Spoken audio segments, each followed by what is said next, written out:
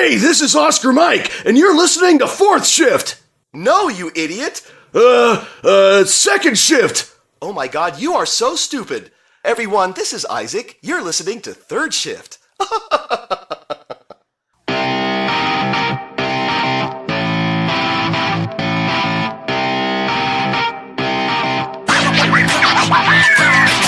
I want to welcome everybody to episode 120 of Third Shift, and today, as always, you have me, Mr. Eric, and you have Mr. Matt, but that's not all, folks. Today, we've got a very, very special guest that we've kept super secret and haven't told a single soul because you never know if it's going to work out in the very end, but it happened. So, here before you today, we have none other than Jim Foronda joining us to have a wonderful little interview section, and it's going to be a wonderful episode. Jim, say hello to everybody for me, would you? Hello, everybody. I'm glad you had me. I thought you'd be afraid since you made everybody on the Nova angry at you for saying such nice things about Oscar Mike last week, or the other week. Well, that was Matt being angry, and that was Matt getting in trouble. So I'm fine. And if I watch Matt get, shot to death and or dismembered, that's all better for me. So it's okay. You get to see it on video and everything. So exactly. and like I said, the week after that was probably the highlight of this whole podcast. 120 episodes, all the other stuff we've done. That was amazing. So I want to say thank you in person now to you. Thank you very much for doing that. That was awesome. Oh, I loved it. And you know what? That's part of Mike's character. He was like, oh, that's awesome. Yeah. So he was happy. He was happy to be Geek of the Week. Yes, you played that out better than I had imagined at all. I was all right, he'll do a cool little blurb, and then it was the whole thing, and I was like, this is too good. This is too dang good. Mm-hmm. Oh, man. Gosh. So I'm sure you know, Jim, before we get on to the interview and all the talk, we do a little rotating segment where we all kind of just briefly talk about what we've been up to this week, games-wise, life-wise, whatever floats your boat. And as the guest of honor, we'll go ahead and we're going to throw it to you first. Okay, well, let's see. Games-wise, boy howdy, Earth Defense Force 5 came out, and I've been a huge fan of those since...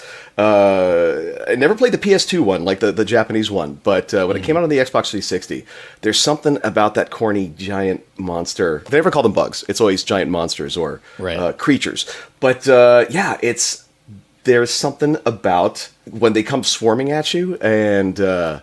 you shoot something and you get a weapon. It's like, what is this? Oh, it's a grenade that bounces around 25 times. It's similar to another game we all like. So I was happy to crack into that. And then of course tomorrow there's something special coming out too. So yeah, Borderlands 2 VR comes out tomorrow. Oh yeah. Yeah. Well, technically it's today since this is going to be on Friday, right? That's right. Yes. Yeah. That's the gaming week. I finally got a Switch too, so I've been doing a lot of setup and tinkering around with that as well. Nice. Yeah, I have a late starter on that. And work-wise, oh gosh. Well, today, if I sound a little hoarse, I was called in for some emergency NPC, enemy recording. So there's a lot of yelling, a lot of screaming, dying. And then after that, in the same studio, I was asked if I could stay on and help with a martial arts movie dub. So I said, oh yeah, sure, I've got time. So a lot of yelling and dying and screaming and getting kicked in the head and stuff.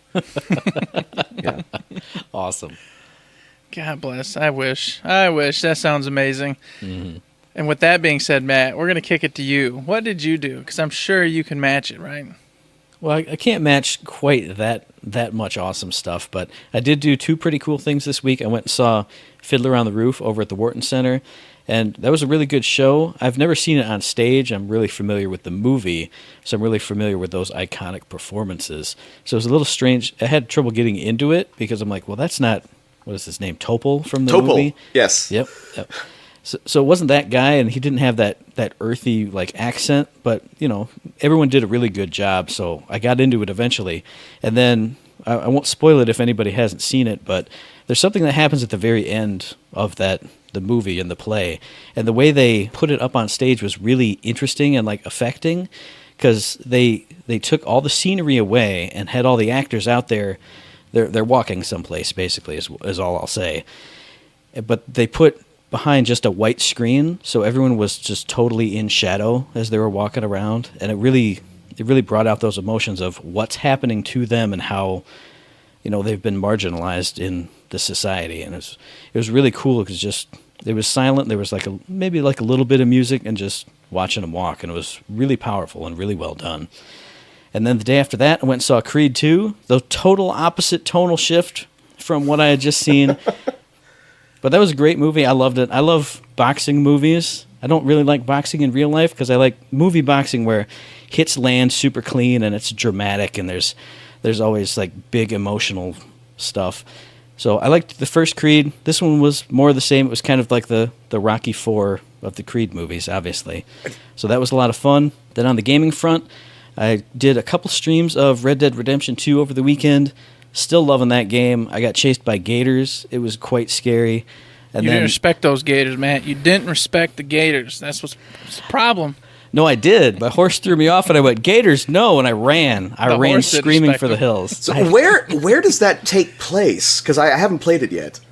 It's kind of. I mean, there's Old West areas. I mean, it's all fictional, obviously. Yeah. But there's more desert areas, and then there's like in the southeast of the map, there's kind of like a Louisiana swamp kind of area. Okay, I was thinking, wait, there are bears and gators in the same. Okay, I was honestly thinking the same thing, Jim. I'm like, dang, I haven't played this either. And he's talking about bears and moose and freaking gators. I'm like, where in the world are you? So I grew up in Florida, and it's pretty commonplace for alligators to like, oh, they showed up in your neighbor's yard and stuff like that. It was yeah, it got to the point where wow, maybe they should take them off the endangered species list, which one they did because now they're freaking everywhere. But you know, it's yeah, gators can be, you know, they're kind of cool from a distance, but yeah, they can be scary. Yeah, the first time I found them in that area, I was like, "What's that?" Because you know, you kind of. If you hold the trigger, you focus on something. And I went, oh, there's a gator over there. So I kind of walked around and looked at it. And then I was trying to shortcut, so I was going through the wilderness and not on the roads to get to whatever the next mission was. And my horse started freaking out. I'm like, what's going on? She dumped me on the ground. I look over, gator over here hissing, gator jumping off the log running at me over here. I was like, okay, no. So that was a lot of fun. And then at the end of the last stream, I was on a ship, and then I washed up on a tropical island. So it's all over the place. It takes place desert, bogs, and marshes, and now I'm like in Cuba or something. It's crazy. Wow. And then the only other game I've been playing, Earth Defense Force 5. I'm right in the same boat with Jim. I've loved that since EDF 2017 on the 360. I was so excited because I was watching reviews of this one. Eric knows this. There's like bees and like frog people in this one. I'm so excited to find those and shoot them and have them just everywhere all over the screen. It's been awesome. I love Two it. arms, 2 legs, and a mouth, just like humans. I man, it is a professional goal. I want to dub.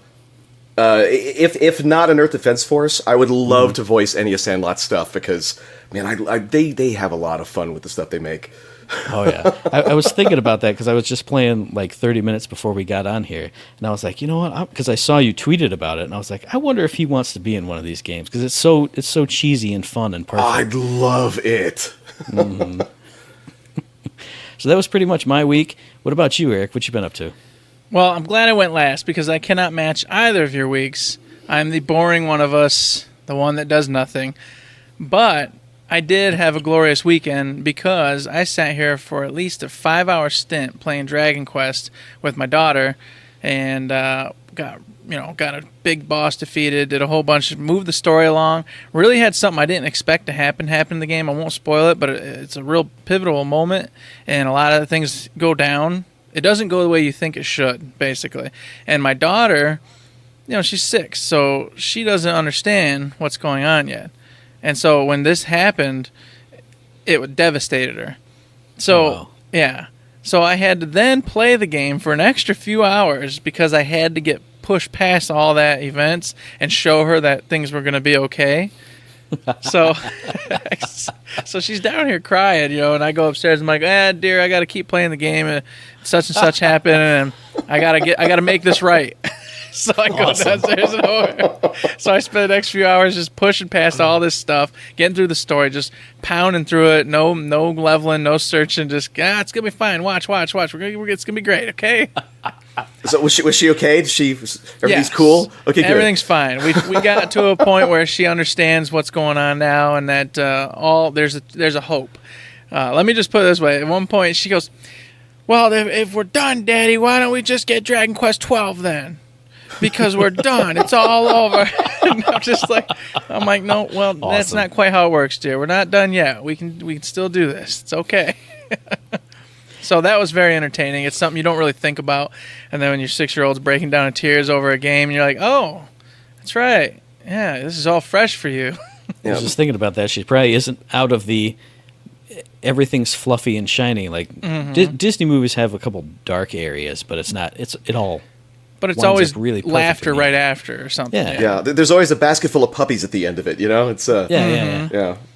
Yeah, and it was definitely one of those events where it was not a basket full of puppies for a while. So, so I learned my lesson, kind of, sort of, because how can I gauge when that kind of thing is going to happen? So, if I see it coming, for the foreseeable future, I'll just, I'll do that part while she's sleeping. And then when she gets back on, hey, look, Daddy went through that town, and here we are. Now we're on this other coast. It's pretty cool over here. Yeah, it's fun. I took a boat over. No big deal. Don't even worry about it. Let's go. Let's keep traveling.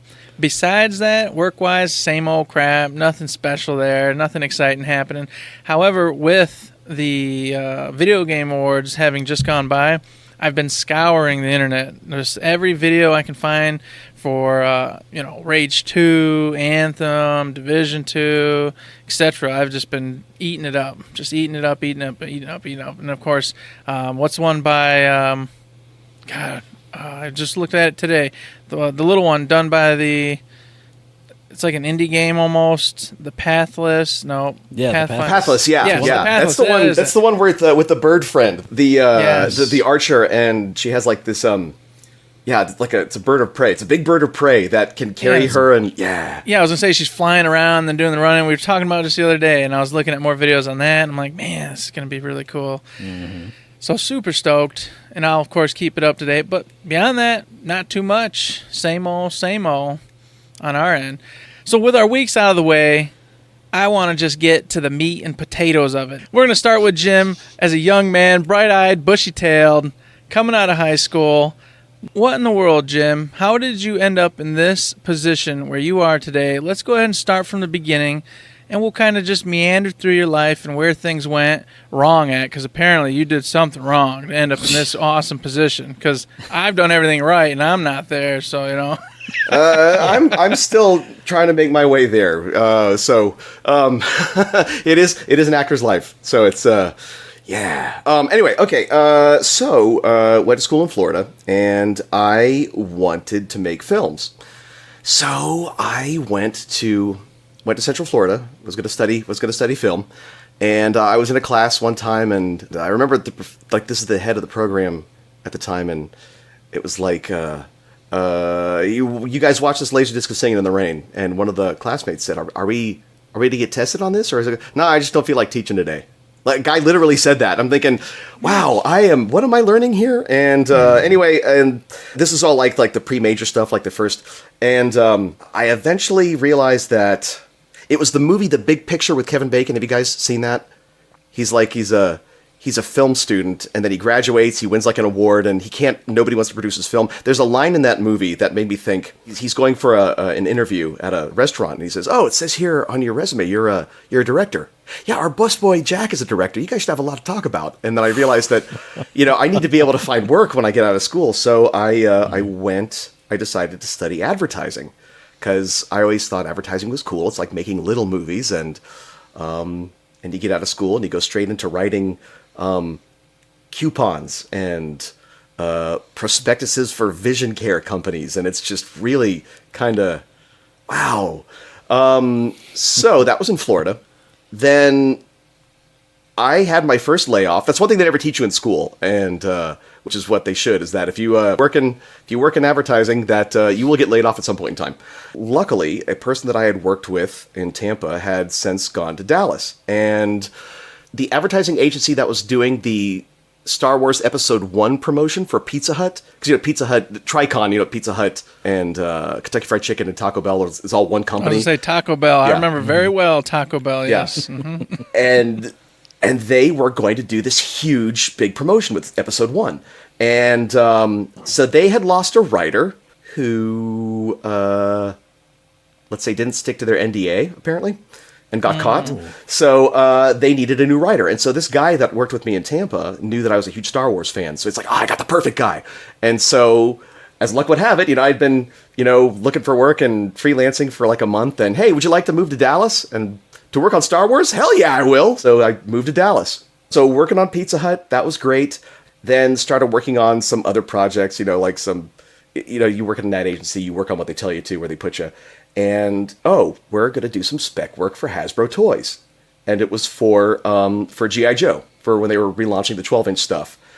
So worked on that, and it worked. Okay, we did some G.I. Joe stuff. We're going to do a Transformers commercial now. And the small group of us that were working on the Hasbro things, we were spun off into our own agency, and we became Hasbro's agency of record for, like, Transformers, G.I. Joe, My Little Pony, Beyblade, all that stuff. If you saw any Transformers TV commercial from 2002 to 2012, I wrote it. Wow. Man. Yeah. And I was just about to ask you that. Like, what was your specific part in that? So writing the actual commercials and ads and et cetera? Yeah, it's a copywriter, and you come up with the ideas, you come up with the concept, and it seems, what can you put into 30 seconds? But you try to put a story around it, and then you write it, and then the client will come in and say, no, it needs to say more about these features, and the concept gets a little, washed away and becomes more of a sales message. But it's one of the things that I liked about advertising is that I saw it as like a puzzle. Okay, say this thing about the toy, and then you have to say it in 30 seconds, but make it fun. And so you try to come up with an idea, and then sometimes it just gets like beaten down into, buy now, and it's okay. But sometimes, we came up with really fun stuff. And that was, it's pretty much everything. If it was a Hasbro product, there's a good chance that I worked on it. And that is also how I got into voice acting. So do you remember early 2000s? There was a CG. There's a group of CG G.I. Joe spots. It's early 2000. Okay, anyway, early 2000s. No, I know. All right. I found them in the research for the show, so I know what you're talking about. Okay. I don't remember it from back in the day. So originally, there was like some union talent for that, but the producer had done like a calculation error, and it turned out that it ate into the actual media budget, meaning there wouldn't have been any money to run the spot on TV. So it was emergency recasting with all agency staff. And so we all recorded for every line, and it was just sent blind to Hasbro, and they just picked their favorite voices. And I ended up being 5 characters in that one campaign. Yeah. That's awesome. Yeah, I was Cobra Commander for that spot, and I was a reporter for the BBC. Yeah, it was a British reporter, man, Cobra Commander, Duke, Heavy Duty, and then Destro in another spot. And so it turned out Hasbro started wanting to use me for a lot of their stuff, and it was it was kind of a bargain because I'm with the agency. So, and for me it was it's job security, and I will say I'm the only voice actor to, in an official capacity, be Cobra Commander, Duke, Optimus Prime, and Megatron. All 4 of them officially for like a pretty awesome. commercial. That is nuts. Very, very proud of that. But we got another producer later, and he said, you could get actually paid for this. And so I got some help from him. I put together a reel of stuff I did for Hasbro, and I started, taking it to different agencies around the area, and I got signed by an agent. And the first non-Hasbro thing I did was a Coca-Cola ad for local high school basketball. Did some stuff for Funimation, and yeah, it's kind of, golly, it's so long ago. But yeah, it was in 2002. Now, why didn't you? You should have did something for Pepsi, good sir. Yeah. The time machine. I'm stretching it out. I was gonna say, switch it up. Yeah. I can't have this Coca-Cola nonsense. Yeah. This is ridiculous. So in 2013, there was some management changes to Hasbro, and they got a new head marketing officer who brought in her old agency, and we lost almost all of our business. And it was just like it was a bloodbath. Everybody, like 3/4 of the agency got cut, and it was. I'd been with the company for so long, I'd saved up a little bit for, to an escape package just in case anything bad happened. Thank God. And I thought, if I don't try doing voice work full time now, I'm never going to be brave enough to do it because it's terrifying. When you. So I did advertising freelance, and I've been doing voice work as my main job now for 5 years, and it's been working. That's awesome. God, what an awesome shift, though, going from the ad and then, like you said, having the guts to break off into the voice acting and then make just the ads the side instead. Yeah. Oh, man, that's clever. Because then it's terrifying. Well, trust me, I know, because I could venture off and do something now different, but I'm like, oh, man, but job security is great, benefits are great, I don't want to do it. Even it's though too much risk. You see the downturn coming. Yeah. It's just, Yeah, I understand. I mean, yeah, I loved working for them. I mean, it was a lot of fun. You'd fly up on a regular basis up to Rhode Island to the headquarters, and it's there's kind of a Willy Wonka aspect when you go there because there's toys all over the place, and you'll see they have like framed some of that original package art from G.I. Joe and Transformers and My Little Pony, the actual paintings that they would scan and then put onto the packages. It's nice. Cool stuff. And I should share one more story about working for Hasbro. Go for it. So for movie 2, this is how I became, I'd like to say, the world's most hated Optimus Prime. The internet's most hated Optimus Prime. So for movie 2, for the toy commercials for movie 2, we were going to get Peter Cullen. He was going to supply the voice of Optimus for the spots. I'm like, oh my God, that's amazing. It's a professional and childhood idol, voice of Optimus Prime. And so advertising works like on a really, really quick turnaround. So, okay, time comes to record, and he's on a press junket for the movie. He's like in China. There's no way we can get him. So then somebody at Hasbro says, oh, Foronda can do it. There's no problem. I sound nothing like him. I'm saying I sound like somebody imitating him, and not a very good one. I don't have the same voice for that. And oh no, you'll be fine. And so I did my best Optimus Prime, and it wasn't bad, but it was somebody pretend. It was like somebody pretending to be Optimus Prime and doing their best. And as soon as it hit YouTube, I went to YouTube to see what people were going to say because I knew it was going to be awful. And there are some really, really terrible comments on there, but you know what? It was fun because I was Optimus Prime, not a good one, but I was Optimus Prime. I was the best I could be. So yeah, taking over a role for an existing character, especially a beloved one like that too. A really, really iconic one like that. I mean, it was terrifying, and just imagine having to do something like that. It's or even again, would be terrifying. I couldn't imagine. Hey, you, Eric. Hey, come into this series here and just do your best with us. But if nobody likes it, literally, like you said, 1 million people are going to hate me. Yeah, it's okay. Yeah, they always say don't read the comments, and I did. Yeah, it was. Whew. I did one. I had a favorite one that was just so awful that it became kind of like a joke around the office. I printed it out and put it on my wall. It said, "That's a fake face nut hugging Peter Cullen, you imposter."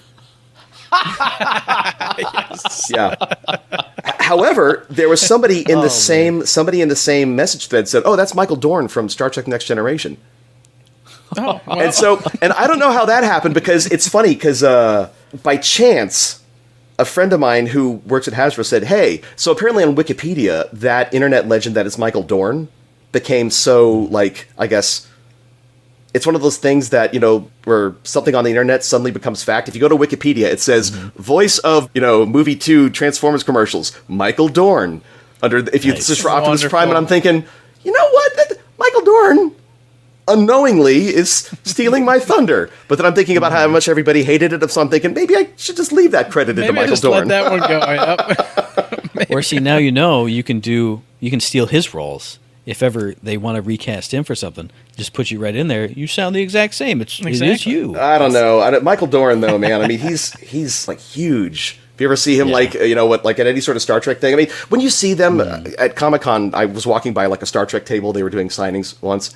And both he and Jonathan Frakes, Commander Riker, they were both standing. And oh my God, those guys are huge. They are tall. Mm-hmm. Man.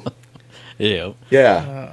They put together a meme one time on the internet with Riker, every time he approached a chair, he would never sit in it like a normal human. He always stepped Swing the over leg the over it. chair, yeah.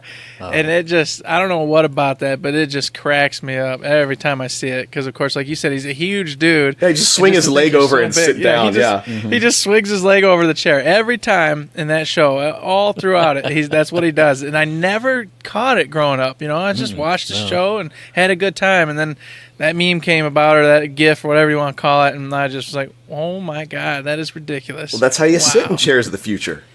I guess, right? I guess. Goodness.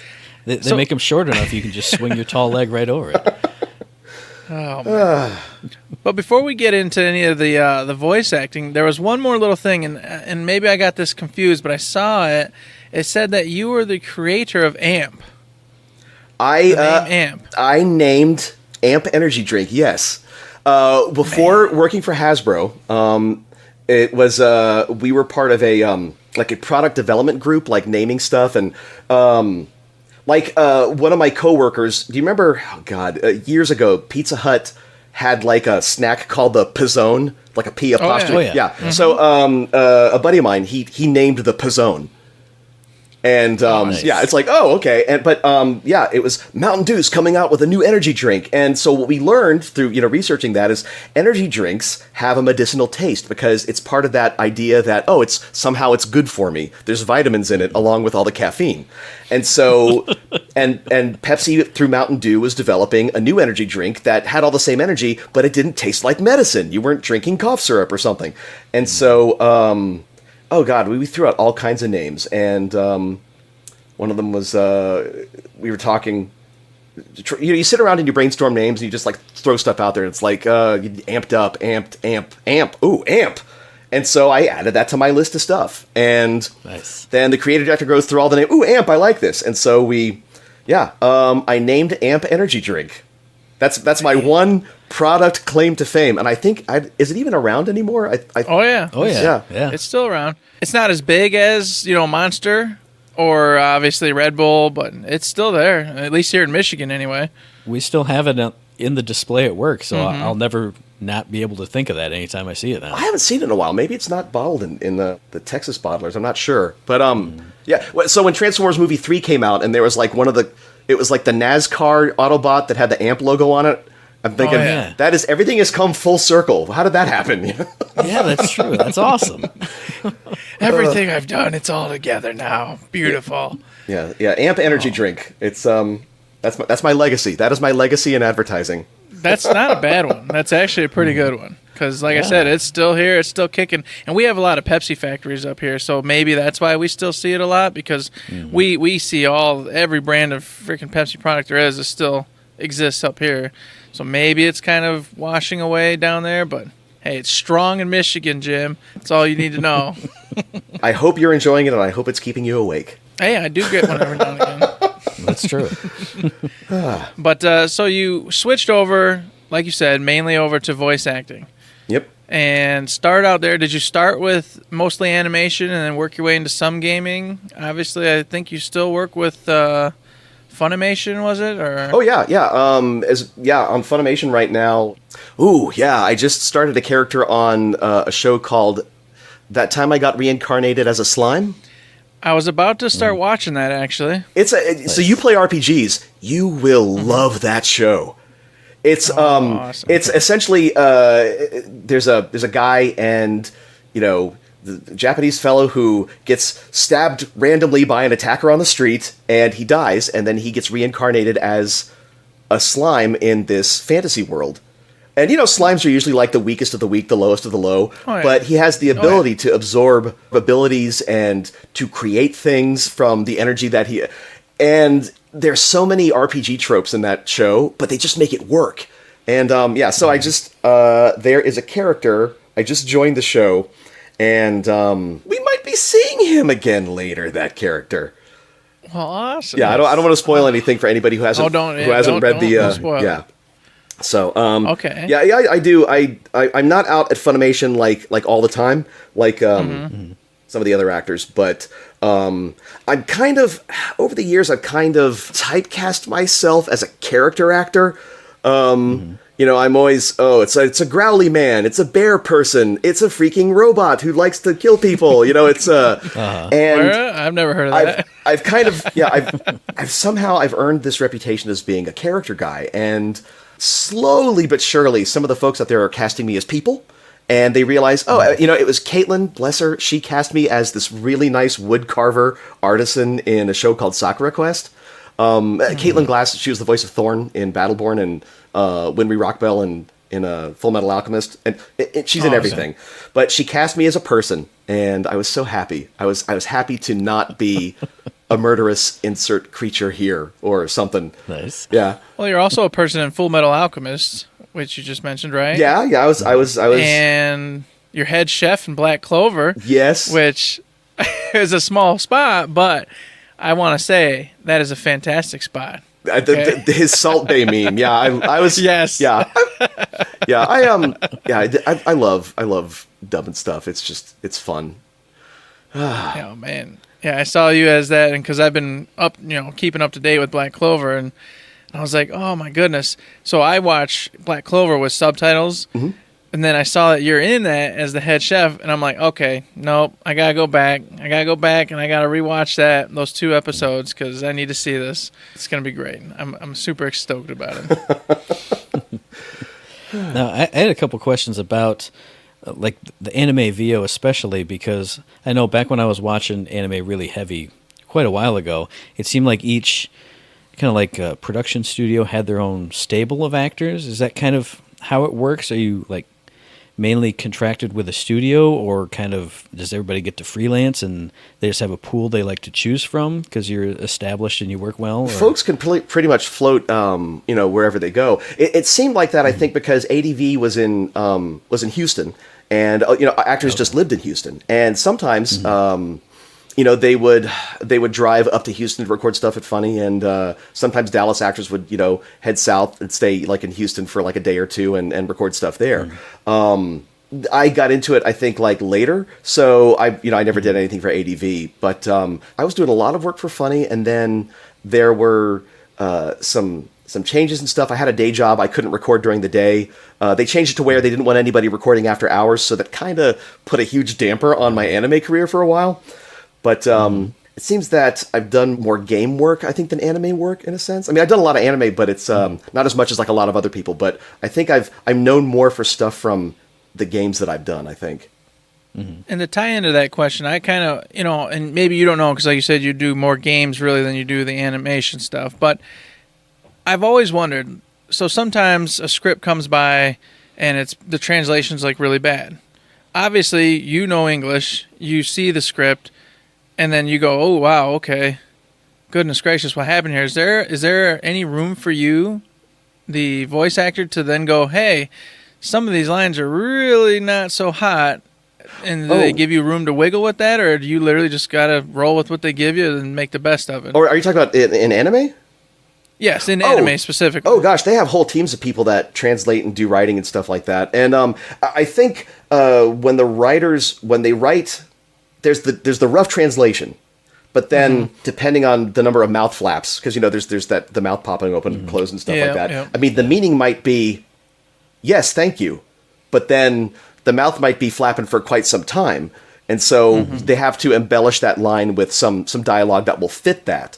And sometimes it's a challenge to get the dialogue to fit right, but in the very early days, I would find myself kind of overthinking it. Now, because it's years later, now it's you just say the line and you say it as naturally and as best you can to fit with those beats and with the breaks, and it just the writer has already thought about that and the director's already thought about it. And sometimes the directors will go, I don't like the way that looks. I'm going to change this to where it sounds, slightly different, or it sounds more natural this way. So a lot of that's done on the fly. But with dubbing, you pretty much stick to the script. Now, game-wise, because it's all, games are prelay. It's like you record a lot of stuff way, way, way ahead of time. There's a lot more, depending on who you're working with, and that's why working with Gearbox is so much fun. They often give you a chance to really play with the characters.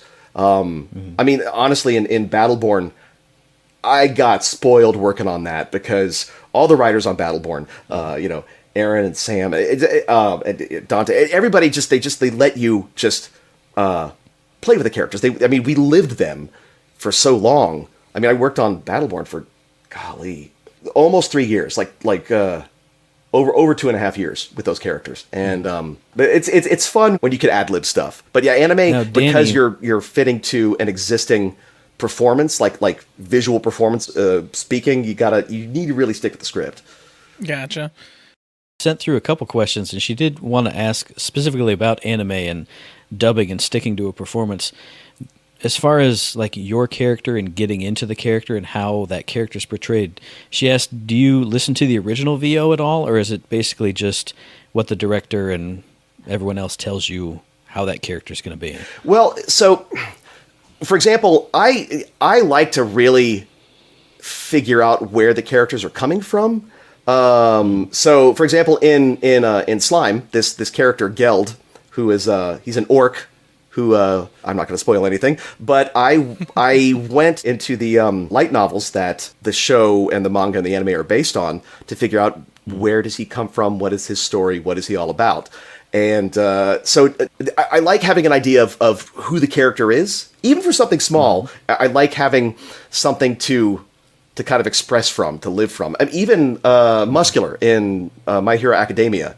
I mean, he's a great villain. He's only in it for, I think, 3 episodes, but as insane and as cruel as he was, he had a reasoning behind everything he was doing. I'm totally going to kick your ass because if you're not using your abilities correctly, if you say you're going to do something, you need to do it. Otherwise, you're just a waste of space. I mean, he was cruel, but he had a reason behind that madness, and that's kind of where I just played it from. I like, maybe it's overkill if it's just, if he's only going to be on for just like a little bit, but I like knowing that. And then on the day of recording, we'll listen to the Japanese to see what the pacing is, what the beats are, and so you're kind of, it's not like we're not mimicking everything that they're doing, but it kind of gives you an idea of what space the character was in that scene. So yeah. Okay, that's cool. I did have one last one because whenever I would think of or watch, footage of people recording anime, you kind of think of just, you're in the booth by yourself. Maybe you got the director giving you direction. But when I was watching, I went and saw the Cowboy Bebop 20th anniversary release of the movie in theaters. Yeah. And before that, they had a little chat with the voice cast. And they said over the years, they've all really kind of bonded and gotten together. And has that happened to you on a lot of projects, or just maybe a couple? Or is that like when you are part of a team working on a show, do you get a lot of interactions with the other actors, or is it just kind of a case-by-case basis? It's kind of case-by-case because we all go in the booths separately to record that stuff, because it's, there's a lot of matching the lip flaps and stuff, but and we'll pass each other. We'll pass each other going by, and the only time we really work together is if you do a disc commentary or something, or I love doing Walla sessions, and that's where if there's a classroom or a crowd of people in a mall or a bunch of frightened people on a train, and they pile 3 or 4 of us into one studio. Sometimes those studios are really small, so you get really close, and you do a couple takes. Okay, everybody, there's a monster on this train. Everybody needs to act scared. And so it runs 3 seconds. Everybody's scared of the monster on a train. Okay, let's go back and we'll do that again. Change up your voice, maybe higher, maybe lower. And then, they layer all that stuff, and we sound like a big crowd of people scared on a train. But we get to work together in the same booth when we do that. And it's, yeah. Actually, a little bonding experience there going. Yeah, and it's kind of fun. If you work on the same thing, and if you're playing the same game that you're in or something, you can go, oh wow, I really loved your performance as so and so, and wow, you sounded so great in this. And again, I loved Battleborn. It's one of the few games I've platinumed on the PS4. And it's every time I see, a colleague who is in the game, I got to say, man, I really loved the way you played, Kid Ultra or something like that. It's, I told Caitlin when Thorn's Lore, where she's, that is an extraordinarily touching performance for a lore piece. I mean, it was she put so much into it, and it was just amazing. it's, you bond without ever actually working together in person, unless, and you become friends with directors and stuff. Like, the longer you work with them, you get to know them, and The anime and then into games as well. Like, how often is it that you actually watch or play the stuff that you're in? Is it a common occurrence, or is it differ, just on taste, based off what you actually did a part in? How does it usually work out for you?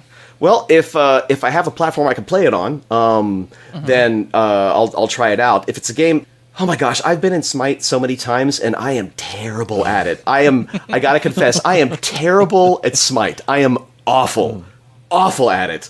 And so, as much as I love working on those characters, I can't play it worth anything. And I see you did a lot of Dragon Ball back in the day as well. Yeah. Is that something you were big into fighting games, or? Well, let's see. The only Dragon Ball fighting game character was Janempa. The Janempa. Big Janempa. Oh, this is what he sounded like before the voice processing. I think he was in the 2 Budokai games, right? But I played those. I'm not awesome. I'm not the greatest at fighting games. The only fighting game I think I was ever any good at was Power Stone on the Dreamcast. But I do. Long live the Dreamcast. Yeah.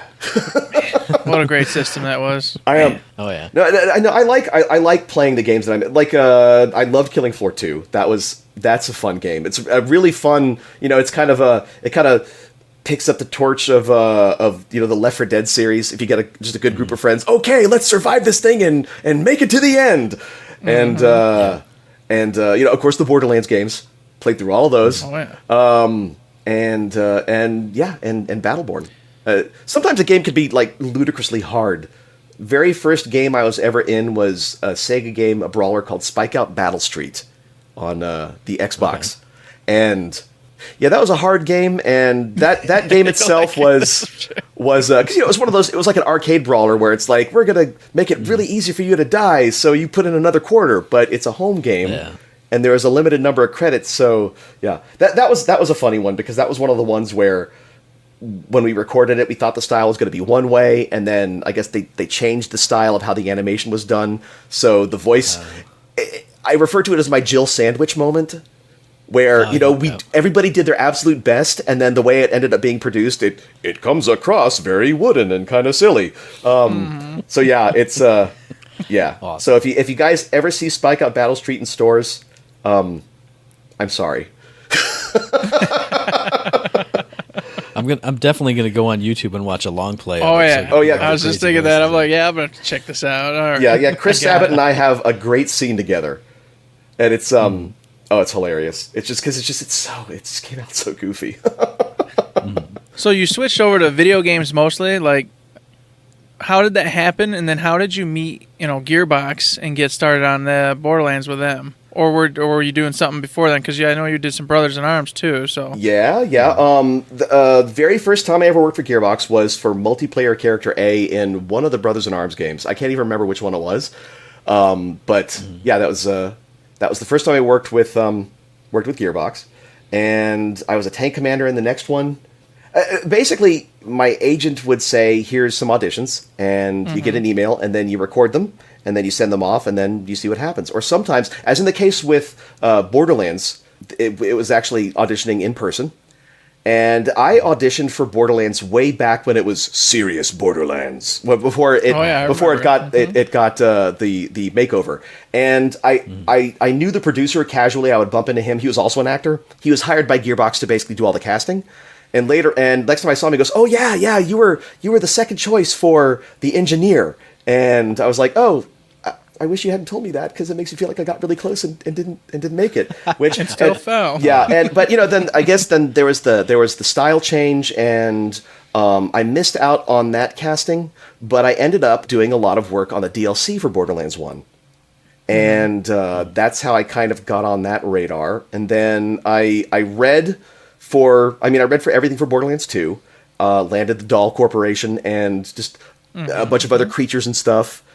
And then when Battleborn rolled around, I read and landed Oscar Mike, and then I read again, and then I landed Isaac, and then Minrek, and then Clone. I guess you got to be Whiskey Foxtrot as well. And Might as well be. Yeah. So I've worked with Gearbox for a long time, and they're good people there. It's like the people that I've worked with, and even people that I haven't worked with. Like the designers and stuff.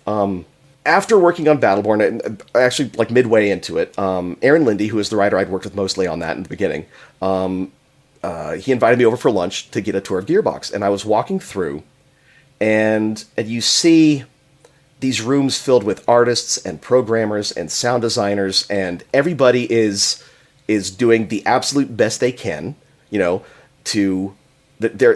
at the top of their game. We're going to make this. We're going to make it as good as we can make it. We're doing everything we can. And it's like to be part of a large creative endeavor like that.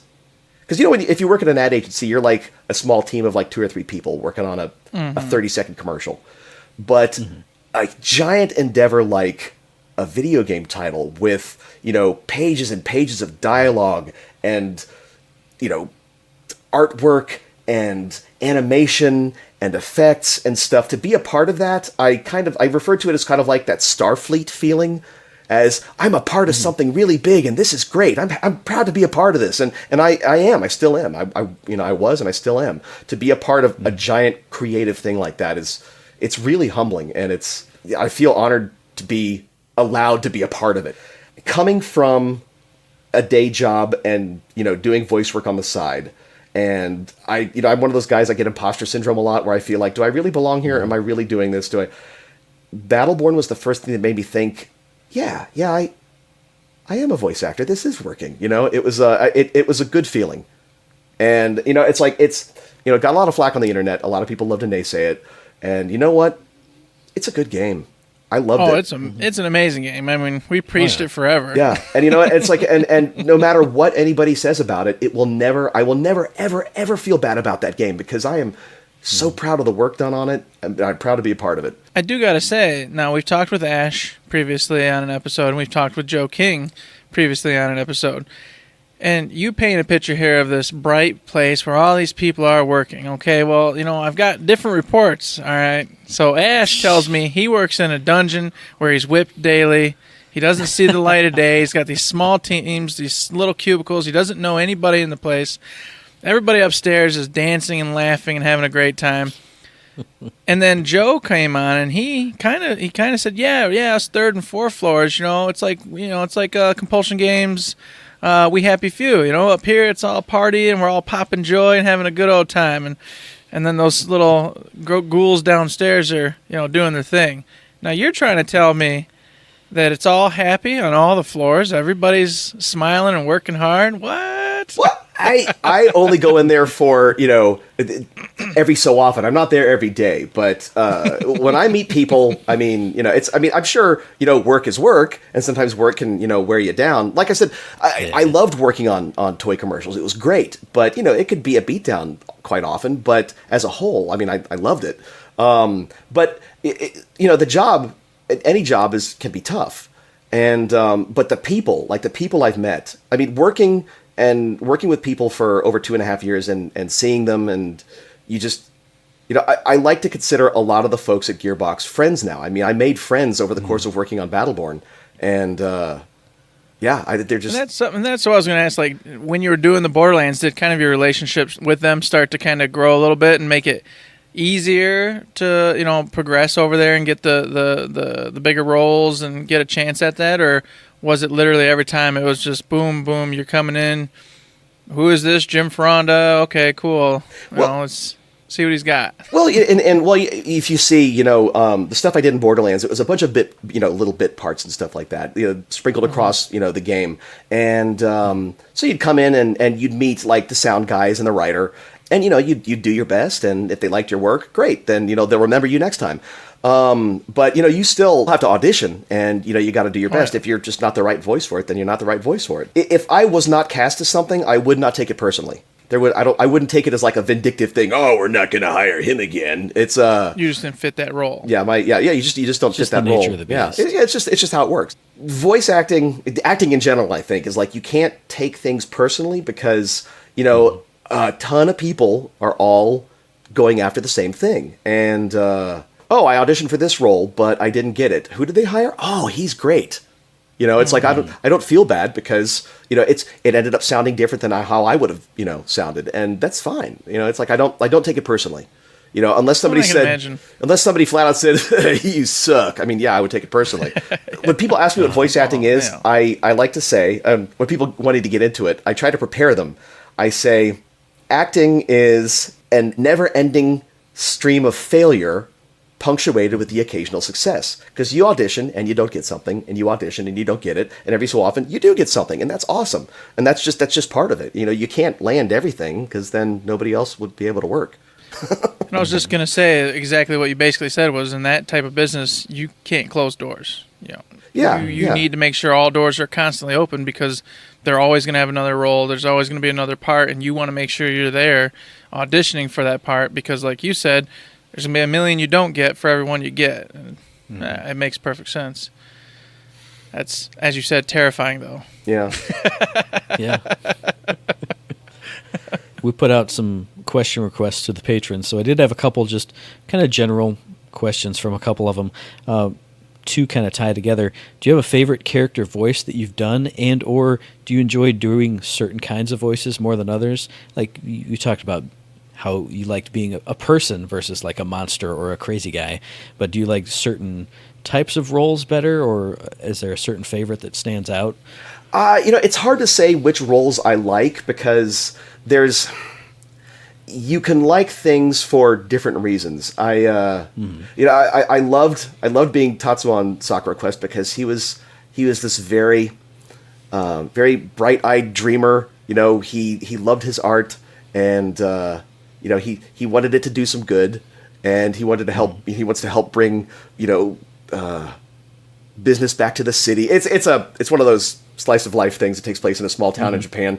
Anyway, and it hinted at a romantic relationship that I hope, if there's ever a season 2, will happen, because I'd love to do some drama. I do a lot of comedy, and I would love to get some serious stuff in there.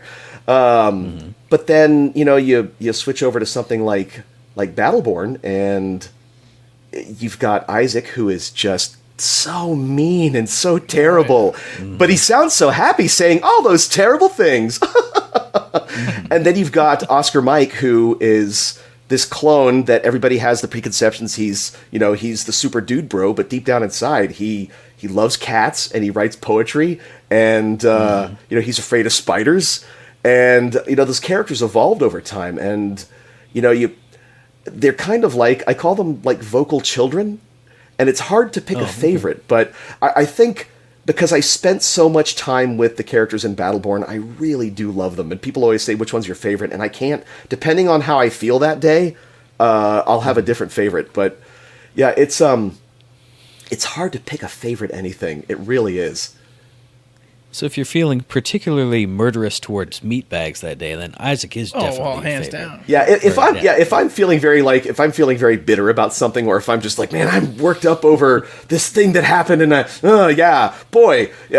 that's an Isaac day, I guess you could say. Yeah, okay. So here's the thing about Isaac. He has kind of like the pre-programmed, very consumer-facing voice. He sounds very friendly because he's Isaac. Welcome to Minion Robotics. Can I help you? That type of thing. But so sometimes in advertising, some people I'd worked with in the past at all different companies, some people are not the nicest people that you have to work with. But because they're a client, you have to basically, this idea is stupid. Oh, I'm sorry. Well, what would you change? I don't care. It's stupid. I just don't like it. Well, is there anything we can do to? I just hate it. And you just got to stay friendly and be diplomatic and okay. Thank you, sir, very much. I appreciate that. And so that pent up aggression in the smiley voice is I kind of drew upon that for his voice. Yeah. Nice. Oh gosh, yeah, I like to take the Oscar Mike route usually when I'm at work. I'm a fan of that one. Just I've given up on everybody, so I just go, oh yeah, and they're just like, what is wrong with you, Eric? I'm just saying. That's very true. I work with him, so that's 100% accurate. Oh goodness. So yes, even I've taken some inspiration from those characters and just play it to the part and do it and have fun with it because God bless. Why the heck not? But there's somebody who would be very sad out there in the world if you didn't mention Minrek. I feel like poor Minrek hasn't been mentioned really yet, so I just want to make sure that Minrek is also another character whom you played a part in. Oh, yes. And there are some definitive lovers of that said character, so I'm not getting in trouble for not mentioning him. Okay, yeah, Minrek, he, man, I'm so sad that Blitz didn't get more play because, God, we had so much fun, recording new Minrek lines in that. Yeah, Minrek was also a favorite of mine! Oh, it's yeah. beautiful. He, gosh, that was where a lot of ad-libbing went through because, again, Aaron Lindy in the session was coming up with, metal stuff that things could be reborn as. And it was like, people just started throwing things out there. Shopping cart with a wobbly wheel, that was mine. I'm very proud of that. I like it. Yeah, and, gosh... For Blitz, my favorite that I threw in there was an old-timey shoe store foot measurer thing.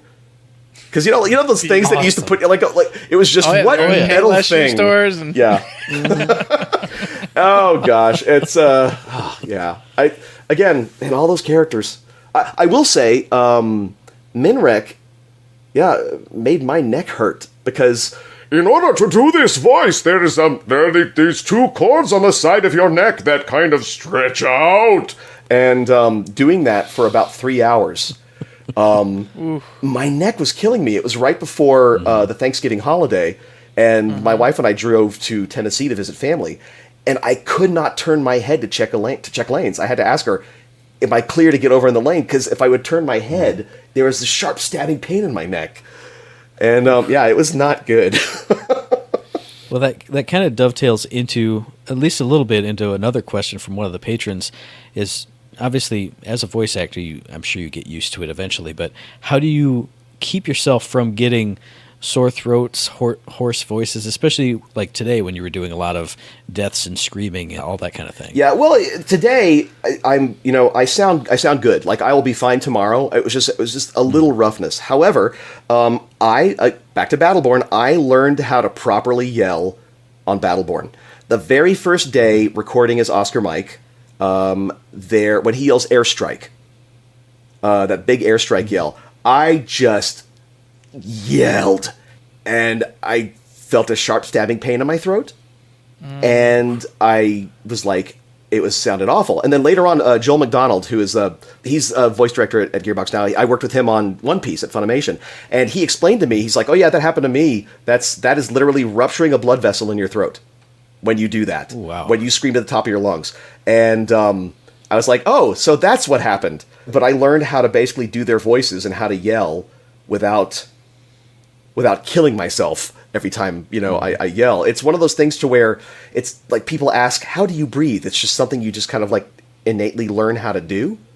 I would be a terrible voice acting coach in that sense because I'm thinking I'd have to sit down and really think, how do I yell without killing my throat? Kind of ties in something I was thinking about and wanted to ask too is, so say you had a big spot today where you had to do a lot of yelling, a whole bunch of very, very energetic voice, acting, and then tomorrow you get a call and you have to do something else or you were supposed to do something else. Is there any kind of management that you have to do, making sure you have the adequate amount of time to go, okay, guys, what are you having me do this day? If I'm going to be screaming and yelling, I cannot do this part tomorrow. Do they allow for that, or do you kind of just learn tricks and such like you were talking about to where you just push through it? I've been really lucky to work with directors that are just super awesome. A lot of the voice directors here in the DFW area are actual voice actors. They're voice actors who went into directing. For example, a lot of the Gearbox stuff used to be recorded at Christopher Sabat's studio. Vegeta, Wrath, Nice. and he would always say, it's like, whoever's directing, how's your voice, how's your throat? I don't want to kill you. And Gearbox is very good about that too. It's like we don't want to wear you out. How are you feeling? Do you want to break this up into 2 sessions? I'm like, no, I'm fine. I can wrap this up. And it's just you learn how to temper the performance to where you don't lose the character and you don't lose any of the intensity. You don't want to you don't want to like yell incorrectly. Like you could get the same intensity and the same drama out of a yell without hacking your throat up. And if you are a little hoarse, there's tea, and there is this stuff that I learned at Okatron. It's a throat syrup from China, and I don't know if I'm pronouncing it correctly. It's Ninjompepakoa. It's like this kind of, minty kind of licorice-like syrup, and you mix that into some tea, and it's extraordinarily soothing on the throat. It's really good. Nice.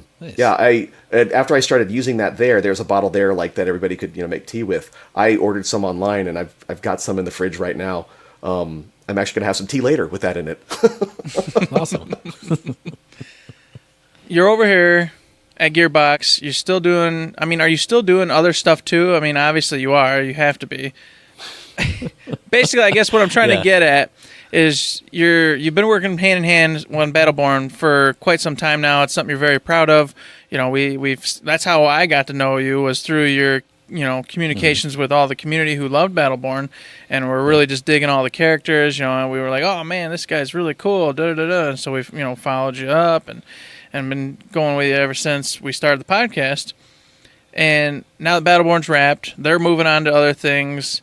And where's that put you? Do you still do like a lot of video games on the side going on now? I mean, where are you at now? I guess would be a good question. Obviously, you can't say everything because that's true. I can't say everything. I can say one thing, and here's where I will say it, because I knew that we were going to be having this podcast, and it's just this one thing. But there's a video that came out last week. I think there's some ads, and Morning After Kill did like a YouTube about it, about the VR ads. Borderlands 2 VR ads. Yeah. Mm-hmm. So about the voice. What are you talking about? The claptrap voice? Wow. Maybe. So I got the go ahead. Really? I got the okay from Gearbox like a while back, but I was holding on to it because I was hoping to God that people didn't hate it. And there are some people that think it sounds it sounds different, which it does a little bit, but a lot of people are liking it. I wish I would have had a little bit more freedom in the VR commercial, but yeah, that is me. I am the claptrap in the Borderlands 2 VR commercial. That's fantastic. Oh, awesome. Yeah. No, because I listened to it quite a few times, and I agree with Morning After Kill. I listened to, watch a lot of them, so I really get them confused in my head, so I don't want to disrespect any of them. I did say it, but they compared your voice now with VR's to Borderlands 1, and it sounds right there. It's right on the money with 1, I think. Oh, wow. And I agree with whoever said that. I forget who it was now, but... And I was like, wow, you're right. It does. That's claptrap Borderlands 1 style.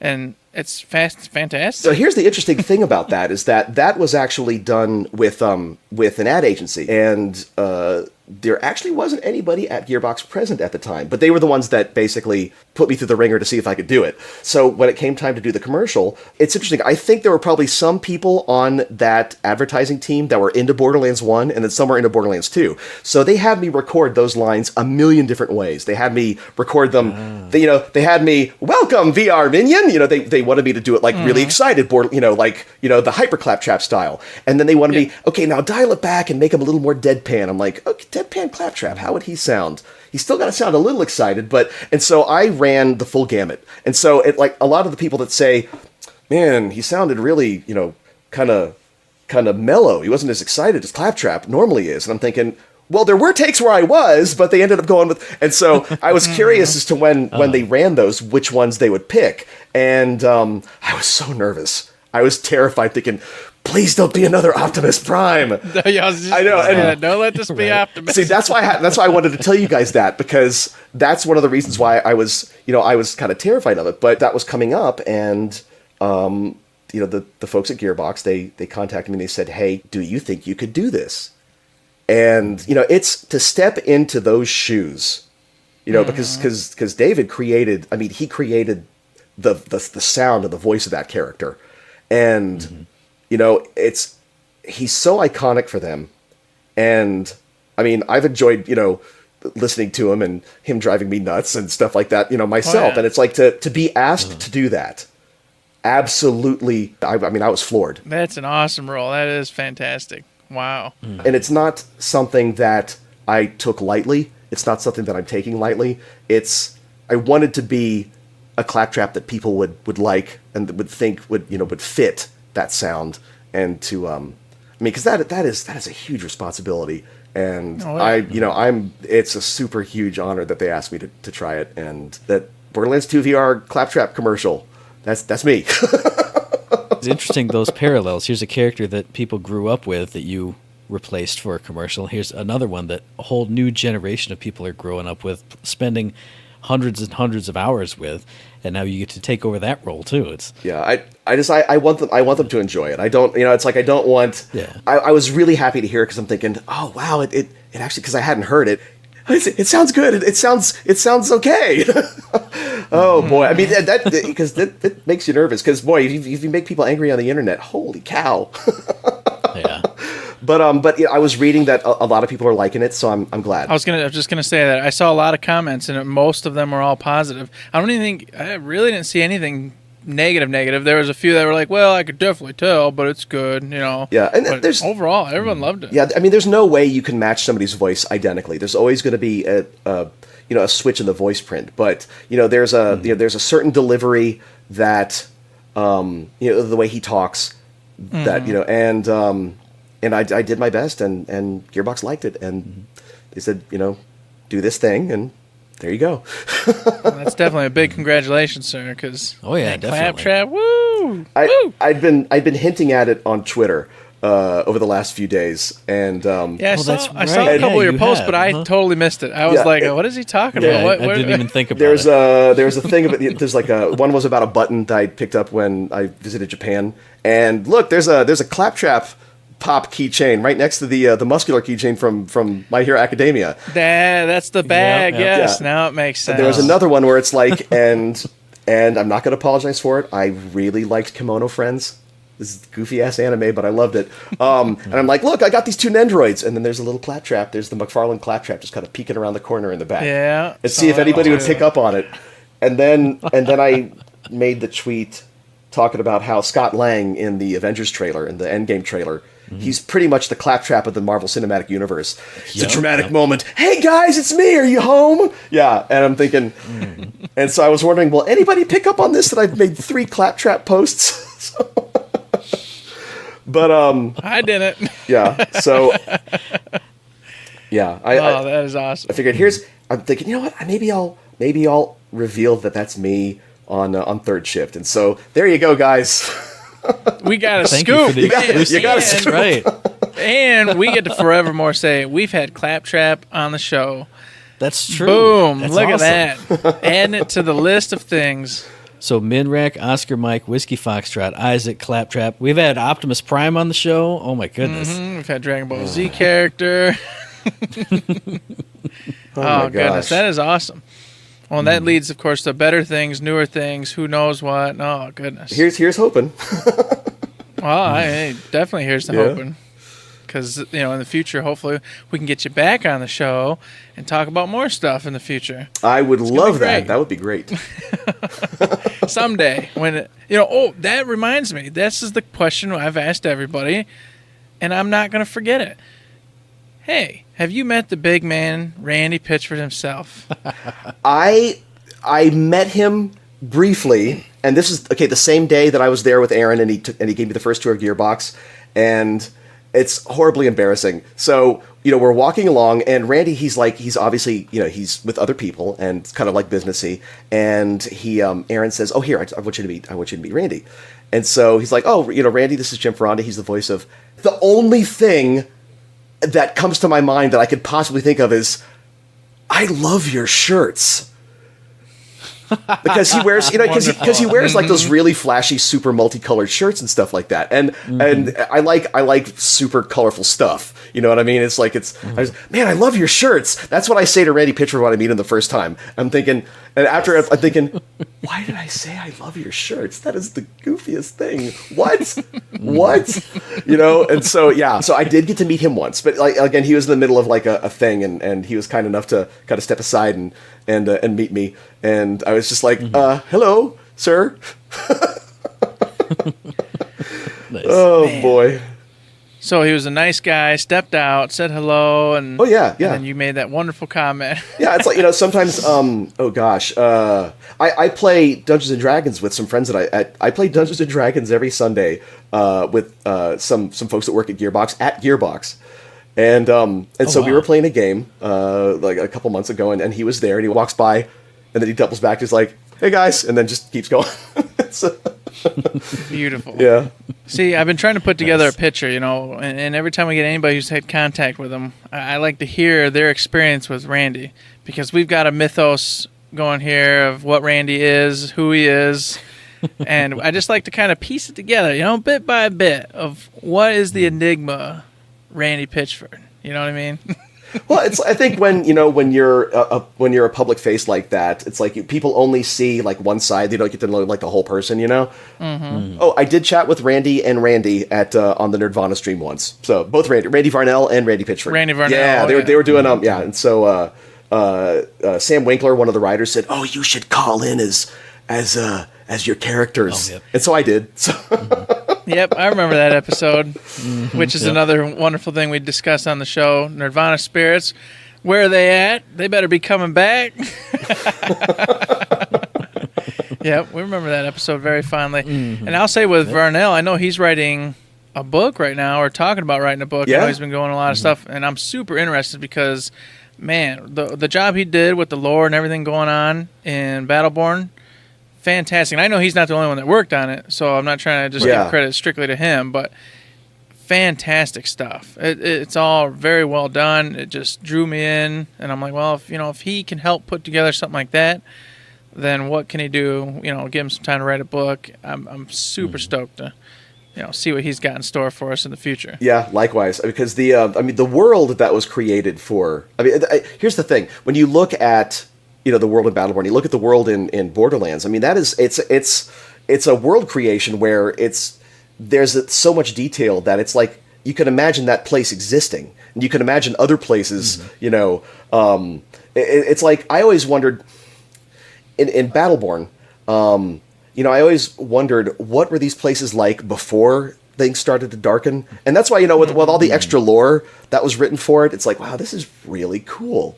Mm-hmm. That's why I think those worlds are so much fun to play in, because you just want to see more of them. You know what I mean? It's like, and you want to know more. Yeah. I was like super disappointed because the ending, I don't know. I guess we could spoil it at this point. It's been forever now, but with the way the ending goes, I'm like, okay, they're gonna figure this out. Battleborn 2, where we might actually get to see the worlds again. Mm-hmm. And of course, with the way everything went, is it gonna happen now? I mean, are we ever going to see it? I want to see it. So. They set it up to do it, and I'm like, oh, I really want to see it again. Yeah, and that's also why I like to try to piece Randy together bit by bit, so I can get in Randy Pitchford's head, and I can become Randy, and I can go, what would Randy do with this awesome franchise that didn't? It performed well enough. He said it multiple times. It made him his money back, but will he take that further? And then so by everyone, or what avenue will he take? Yeah, that exactly. There you go. I'm stoked. I would love for that to come back, because again, those characters were too fun to not keep living. It's like I want to revisit them again. I have an idea in my head. It's like just a story of what the algorithm really is, and what would happen if Isaac actually crashed the universe. And I always pictured it as, if Isaac crashed the universe, he would find himself and the rest of the group on the Gearbox servers. And nice. And like literally, and there would be crossovers between all of their previous titles, just weird kind of like a mishmash that he might stumble across through emails of prominent figures in the company. Just, it'd be funny to have this very weird meta thing where the video game characters find themselves in in this kind of Gearbox verse, and it's so traumatizing that Isaac is like, oh crap, I need to put the universe back together because this is way too weird. Yeah, so Freaking out. yeah, and so that's my dream story for a Battleborn sequel. Nice. I like it. Tell that all before the game starts. Yes, that'd be wonderful. I like it. I like it a lot. There you go. If you're listening, Randy Varnell, there you go. Take that to the boardroom. Let's make it happen. Come on. We've just found out that you are indeed the new Claptrap, at least for the VR commercial. Maybe, who knows, for future stuff. We'll find out in the future, everybody. Whoa, the future. And hey, speaking of the future, I have one last question from Danny. Well, two actually. I'll ask the second one if it kind of goes in with the first one. But she wants to know, what is your dream voiceover gig? Like we've talked about working with Sandlot way earlier in the episode.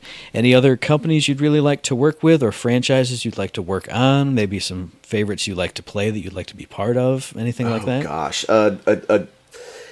I have like a little bucket list of things, and it's always it's little goals that seem kind of achievable, and that way when you reach it, then you're like, oh, I did this thing. And, one of them was being in a video game. And, I did that thing for Sega, for Spike Out Battle Street. Wow, that was awesome. And then you do some other video games. And one of these things on my bucket list was I would love to dub an official Godzilla movie. I would love to be a part of a Godzilla dub. And when Funimation dubbed Shin Godzilla, I got to voice a few like little bit characters in there. There's so many roles in it.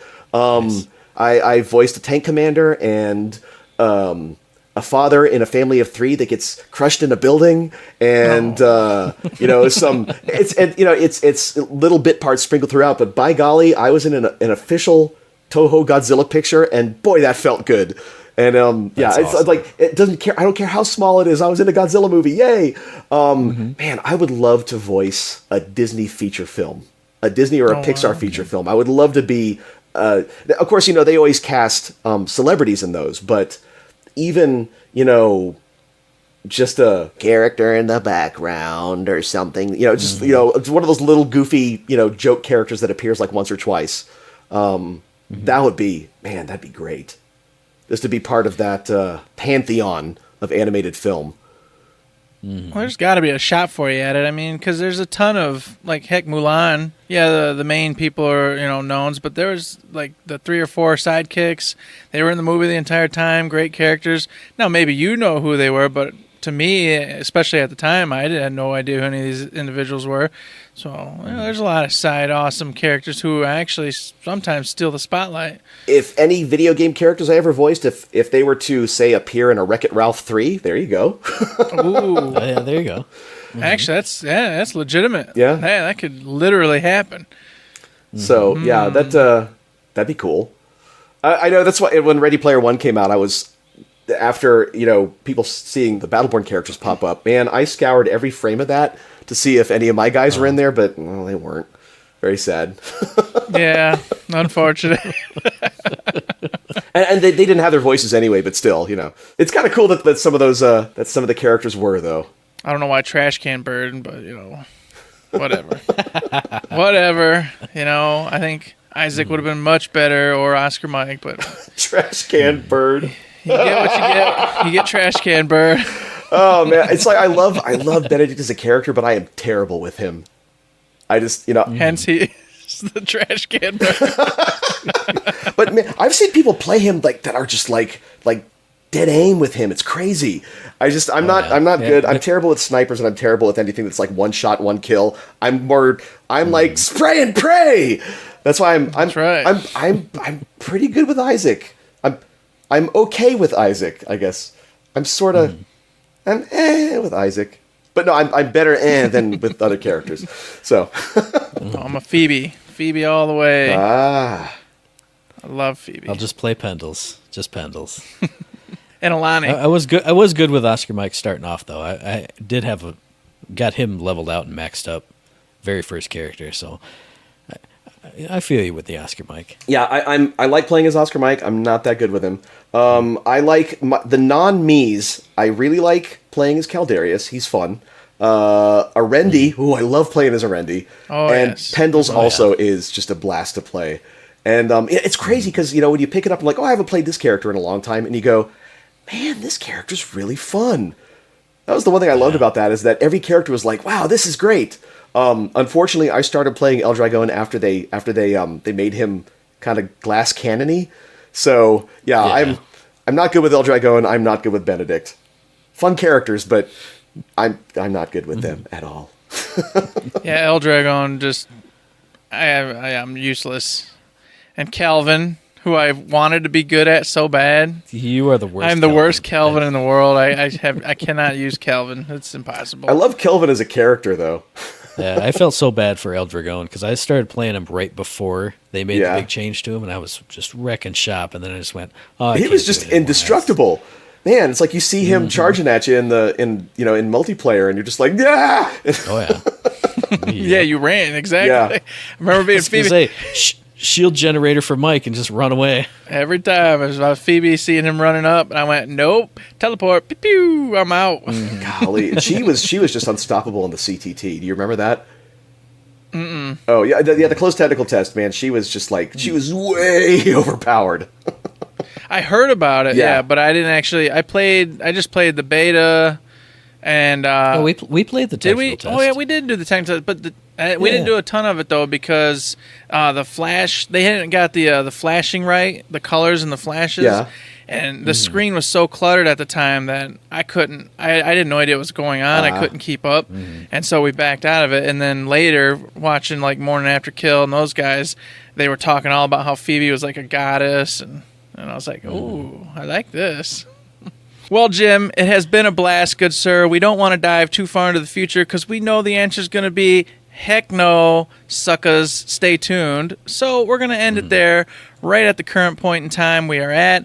We already got a cool scoop with the whole wonderful Claptrap VR thing. Once again, congratulations, sir. That's an awesome, awesome spot to have, and you did a fantastic job with it. Thank you so much.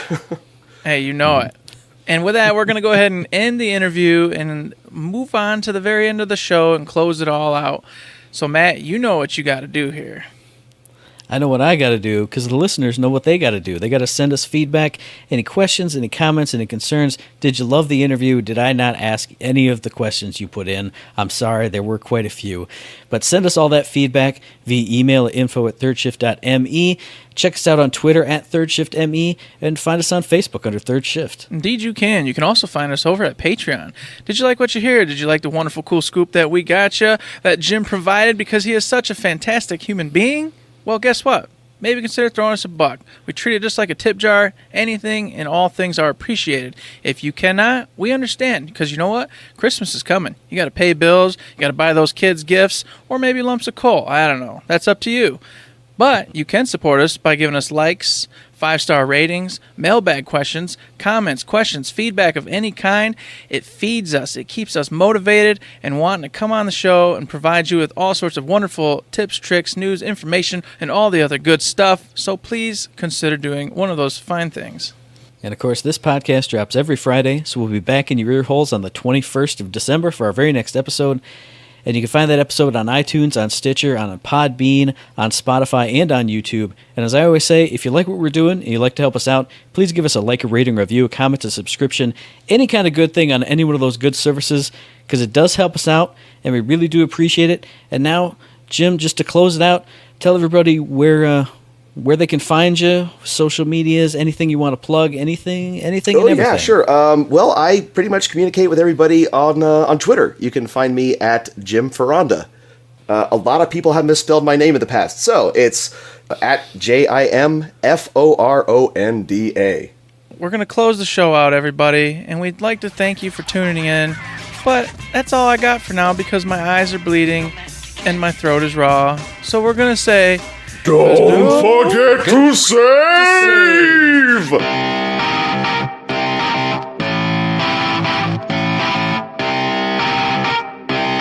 Shut up and sit down.